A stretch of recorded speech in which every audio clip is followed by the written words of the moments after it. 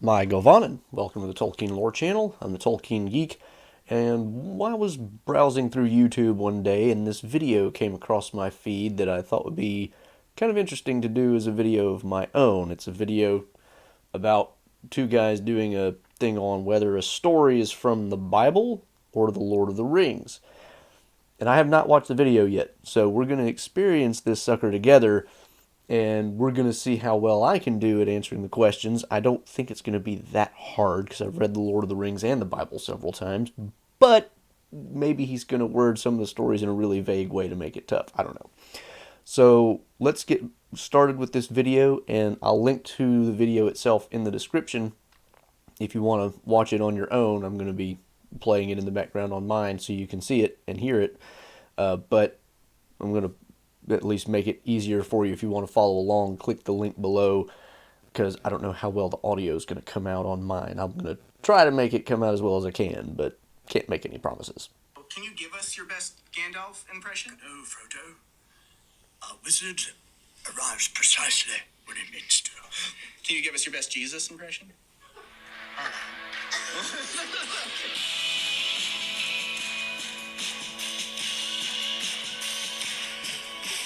What's up, Wait?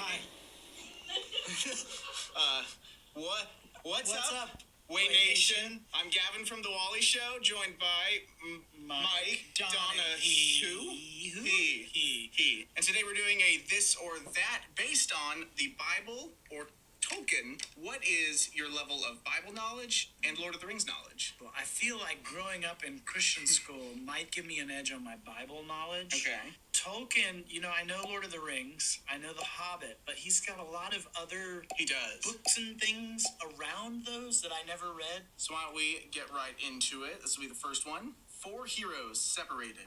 2 sailed away while the other 2 went into enemy territory by foot. Okay, yeah, I can see why he thinks this is going to be a little bit tougher because that wording is definitely a little on the vague side. Reread that. He had a little thing up there. 4 heroes separated. 2 sailed away while the other 2 went into enemy territory by foot. The 2 going into enemy territory almost sounds like Frodo and Sam. But who are the 4 that would be separated in that scenario? And Frodo and Sam would be the 2 that actually went to sail away as well, so that doesn't seem to work. Now the video is titled "Is this from the Bible or Lord of the Rings?" but he didn't say that in the video itself, and there's an implication there may be more here to it than that. I can't think of a story in the Bible that has 4 heroes that get separated and 2 of whom go into enemy territory.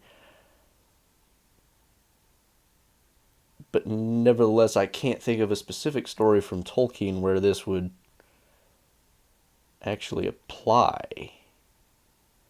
I'm going to say it's a Tolkien story, but I'm not sure what he's referring to. So I rewound it a tad bit, but let's see what we get. Into enemy territory by foot. I'm really confident from the get-go, personally. Well, this could be Joshua and Caleb and the Old Testament Oh, I see. stuff. Sailed away, though. I know. Frodo and Sam, Yeah. They sail away. Yep. And the other 2, Merry and Pippin. Aragorn. Oh. Well, no, it's Aragorn It is. and you're gonna have to toss me. Gimli. Yeah, Gimli. I think it's that. I do too. Yes. Do you know Lord of the Rings? What? That is correct. Sailed away? It is correct. Get out of here. It is the Paul and Barnabas split in Acts. Oh. Paul and Barnabas split in Acts. 4? I don't know which 4 they're talking about. Are they going to explain this? Who's read that? Enemy territory is a subjective word because Wait, you're in disagreeing the Bible, with the Bible. there is no enemy territory. It's all the Lord's. Thus, we are correct. Next question. Well, I mean, I have to say, the way they worded it, that does make it... The Paul and Barnabas story he's referring to, Paul, the Apostle Paul, was traveling with, for any of those of you who don't know, was traveling with other people as he was going on his missionary journeys out into different parts of the Roman Empire, converting them to Christianity. And Paul and Barnabas end up, is it Paul and Barnabas splitting from Mark? And I'm trying to remember exactly how the split works out. I don't remember there being, well, either somebody went with Mark and somebody went with Paul, or it was just Mark. I forget. But yeah, calling it enemy territory is really, really vague. And also to say that two of them sail away and two of them go by foot, I don't remember it being that specific. I'm going to have to go back and read that. That was, yeah, I'm kind of with the guys doing the video here. I'm not sure I'm entirely comfortable with saying that that's an accurate description of what happened there, but anyway, let's try the next one. The chosen one leads an army of spirits against the enemy.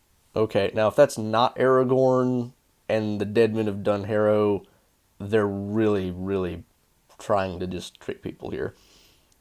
Okay, so this also is Aragorn in Return of the King. Yes. He comes back with the goose against the enemy. Also a subjective term. I'm going to say Tolkien. I do agree with this. Gonna go Tolkien? Okay, good. This time it's correct, yep. Yeah. Tattooed man on a white horse leads an army into battle against the forces of evil. Okay, I see what they're doing here. They're trying to make it sound like Gandalf as the White Rider, but the tattoos gives it away. It's not. I think that's referring to Jesus in the Revelation story where he comes back and he's on a white horse and he has, what is it, a name written on his thigh, or I forget exactly what it is, but it's a reference to that story, not to Gandalf. Having tattoos. Oh, I've yes. referenced this many times. That in Revelation, Jesus has the name King of Kings tattooed on his thigh. Or written on his thigh. And some have suggested that it's tattooed there. Okay. And I don't know a lot about Tolkien tattoo. I don't remember related a lot of stuff. So I think this is Jesus. Okay. I think it's the Bible. Holy Bible? Okay. Yes! All right. Yeah. Finally, you got your questions correct. A group makes it over the mountains into a new land, but were forced to go a different way because they thought inhabitants were terrifying.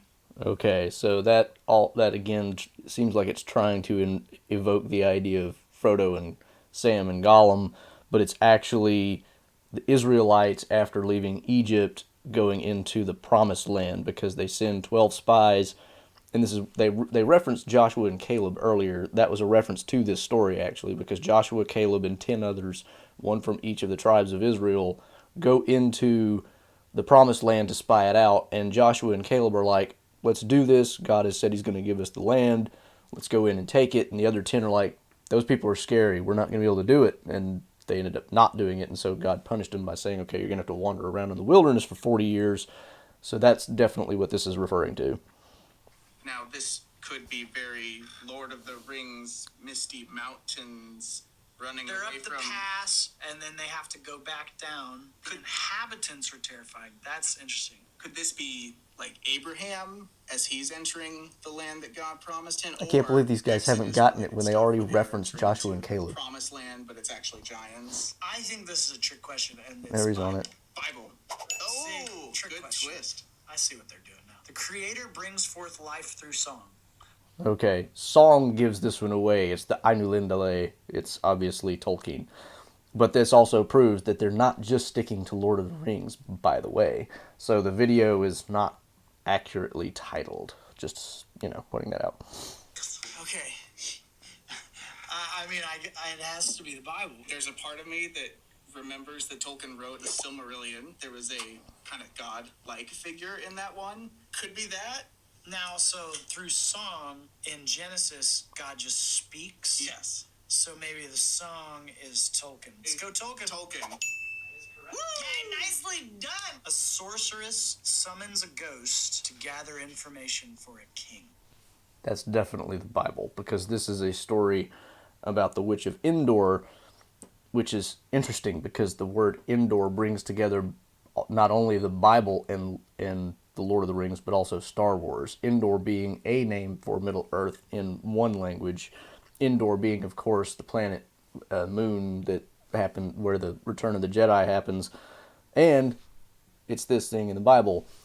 Saul is about to go into battle against the Philistines, and he enlists the help of a spirit medium who is not supposed to even be allowed to exist in Israel because of the law of Moses, and asks her to raise the spirit of Samuel to give him advice or basically tell him what's going to happen.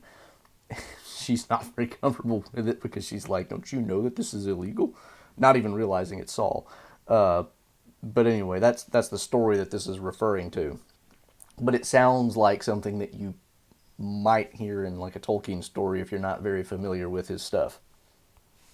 Could that be a psalm in essence? I think that's Saul. I think Saul really? sees a sorceress, and I think they call up Samuel. I'm gonna say it's Saul, Okay. and it's the Bible. I've got nothing to argue against that. Let's go Bible. Nice. Christian Well done. school! Our hero narrowly escapes from the caves with his life and snags a piece of his tormentor's cloak as a prize. Okay.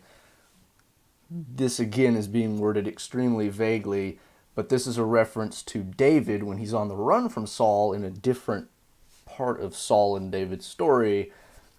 David comes in when Saul is camped and takes a piece of his cloak to prove that he was able to get into his camp and could have killed him, to show that I don't actually mean you any harm, because Saul is trying to kill him because he thinks he's trying to usurp the throne.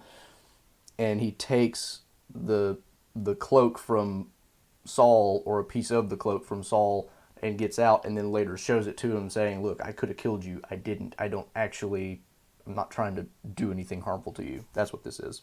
This almost feels so fiction-y, but it also feels similar to Saul and David. This is David. And so Yes. he comes out with a piece of his cloak because Exactly. his servants say, "The Lord has delivered Saul to your hand. You should kill him." And David says, "I won't lift my hand against the Lord's anointed." So I think it's David and Saul In the I would say Bible? the Bible. Yes. All right, well done. Crushed it. A bear almost kills a group of lads. Turns out he was really a man. Okay. For a minute there, I thought they were going with Elisha. Because there's a story where Elisha is being taunted by a bunch of boys, and then he ends up calling on a bear to basically kill them all because they're mocking God's prophet. I think maybe this is referring to Beorn killing the goblins at the Battle of the Five Armies, because, of course, the word lads is what gives it away, because in the Down Down to Goblin Town song, both in the book and in the Rankin Bass Hobbit movie, it's, well, I think they even do it in Peter Jackson's, although it's terrible in Peter Jackson's. It refers to yo-ho, my lads, and whatnot. So the goblins refer to each other as lads. The orcs refer to each other as lads. So I think this is referring to Beorn in the Battle of the Five Armies. We'll see. That's gotta be Tolkien. I don't. There's a story about Elijah or Shah. And he the sings bear- the song about, bring out these bears. Bring out these bears. What are you talking about? Isn't there a song about like an Elisha calling someone gets made fun of for being bald, and he calls out bears? But he doesn't sing a song about bears, does he? We don't know that. I like that. I like the idea. Do you want to go Bible or Tolkien? Well, there's nothing in that where it turns out he was really a man. I know, that's what makes me not want to go Bible. That's what gives it away. Let's go Tolkien.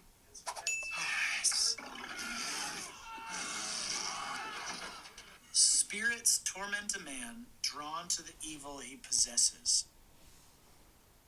Spirits, this is so vaguely worded, it's ridiculous. Spirits torment a man drawn to the evil he possesses. I mean, that sounds like any number of possible demon possessions in the Bible, but I'm trying to think if there's a...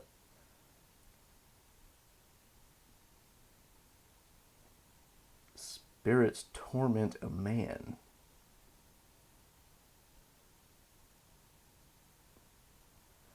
And see, the tricky thing is here, like, how broadly are they defining the word man?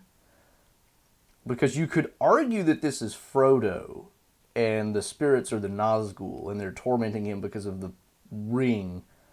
But torment is a really bad word choice there. Frodo is not a man. He's an adult male, but he's a hobbit. So, I mean, this is one that you could put in either category depending on... But I can't think of a case in the Bible where any demonic possession or anything like that is specifically related to an evil that a person possesses. That's a really weird way to word that. You could argue that some of those occurred because those people were already evil, and that's why the demons were able to possess them in a few cases, I think. But I don't really think that... I'm going to go with Tolkien here, but it's really bad wording no matter how you look at it. I'm going to be curious to see what they say this is. Does that give you kind of biblical vibes? Because I'm not thinking of any spirits taking over characters in anything in Tolkien. But the drawn to the evil he possesses. Which is like innate in us as human beings, and I feel like we talk about that in the Bible. I think it's Tolkien. Let's go Tolkien. Oh!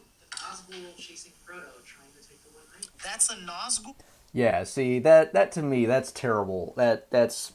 I knew that's probably where they were going to go with it, but saying that it's spirits... First of all, the Nazgul are not really spirits in the true sense of the word.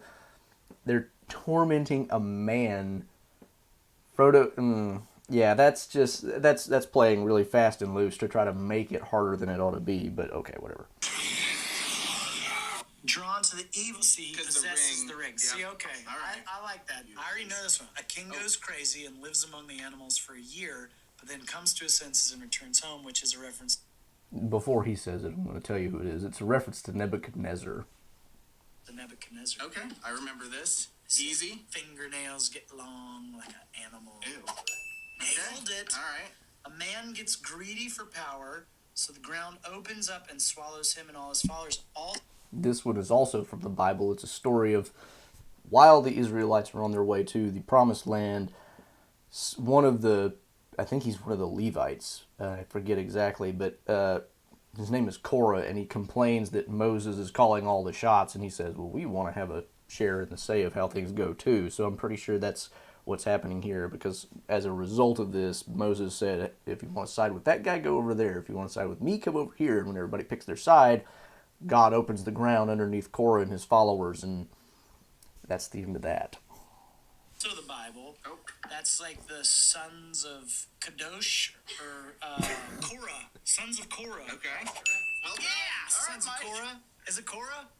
Yes. Yes! And this is our last one. A friend immune to the temptations of evil will always be there for you if you just call for him.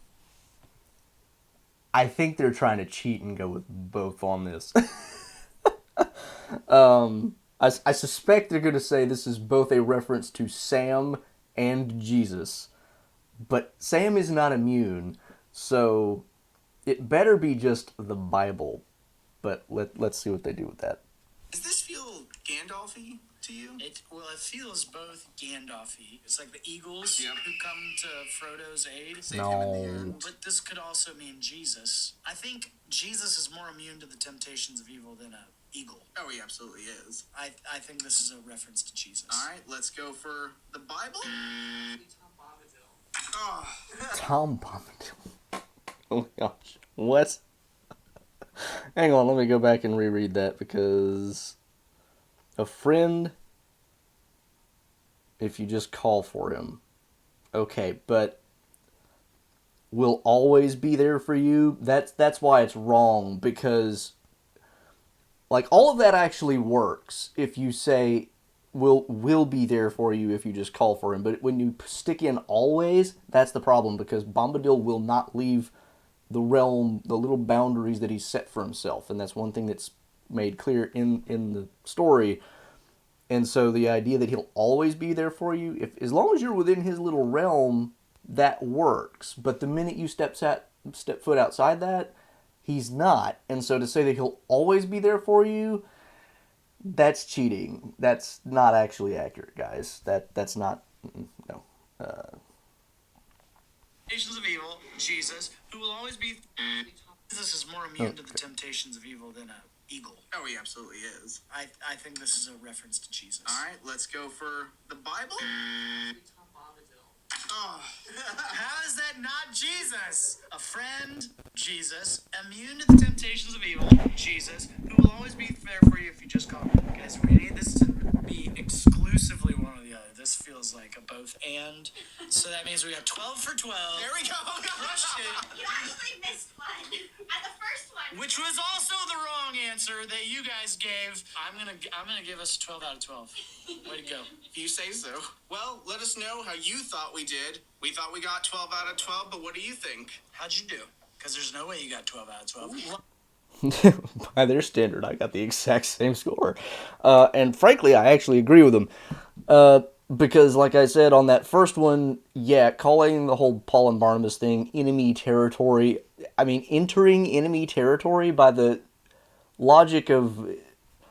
So, going back to that one, just to explain a little bit, Paul and whoever separates from Mark and whoever, I think, and they go on missionary journeys. They go into, other areas, but everything is enemy territory for the early Christians in the New Testament. Literally everything. So to say that they started in enemy territory, it's like, that doesn't actually make any sense. Now, it doesn't line up with anything in Tolkien either, so I mean, neither of those answers is really correct. And in the same way, you could say that this last question about where they say it's Bombadil, you could argue it's both and the other one was really neither nor.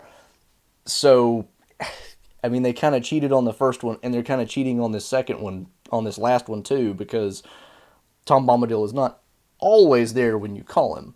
Otherwise, why didn't they just continue to call him throughout the story? That doesn't make any sense, right? So, anyway, I would say that if we want to discount the two at the beginning and the end that don't actually really work, 10 out of 10, because the first one legitimately has no answer. Arguably, the last one also does not have an answer because there's a sense in which even Jesus is not immune to temptation because Jesus was tempted and he, it was an uncomfortable experience for him. He sweat drops of blood in the Garden of Gethsemane before being taken prisoner and crucified, according to the Gospels. So it's not like he has no psychological response to temptation. It's not like he's just nothing bothers him at all. So technically, you could say that doesn't have an accurate answer either. So only the middle 10 really count. And of those, I got them all right. And some of them they tried to be a little tricky with, but in fact didn't manage to pull it off except for the first and the last, which they were only tricky enough because they kind of cheated. So that was interesting. I was wondering how they were going to make it hard because, there's the stories in the Bible are not really that much like the stories in the Lord of the Rings, but of course they ended up going outside the Lord of the Rings and went into the creation story, which of course the Silmarillion, Ainulindale, and the Genesis story are similar in some ways, but there's no singing in Genesis. Or at least, maybe it's poetry in Hebrew, but I don't know enough Hebrew to know that. So, but yeah, I kind of figured they were going to have to go something like this route where they make things too ambiguous by kind of cheating with language and stuff like that, and that's kind of what we got. But some of them were legitimately interesting to look at because some of the stories do seem like things that you wouldn't encounter in the Bible or wouldn't encounter in Tolkien, but in fact are. So it's kind of an interesting exercise. Like, do you really remember enough of the details of the things that you read in these two books to really, well, more than two books in the case of Tolkien because it's more than just the Lord of the Rings, but let's say these two sources, if you really remember the details, because if you do, you'll understand what they're getting at. But if you don't remember that much of the detail, you'll miss a few. So that was fun. If any of you had interesting thoughts on some of the questions and how they were worded or whatever, leave those in the comments. leave your own score in the comments if you followed along and tried to answer the questions yourselves. So, see how well we all did, because, like I said, some of those were kind of legitimately tricky unless you've really, really studied both sources. So, that being said, that'll wrap it for this video. Check my social and support links in the description below. Follow me on Twitter for occasional Tolkien-related trivia questions, which are more fair than the ones that these guys were asking. And until the next time, I'm the Tolkien Geek, signing out for the Tolkien Lore Channel. Namarie. Thanks to all the channel supporters, especially Elf Friends PA Brew News, Tracy Meehan, Nathan DeFore, Paul Leone, and Oleg Gregg.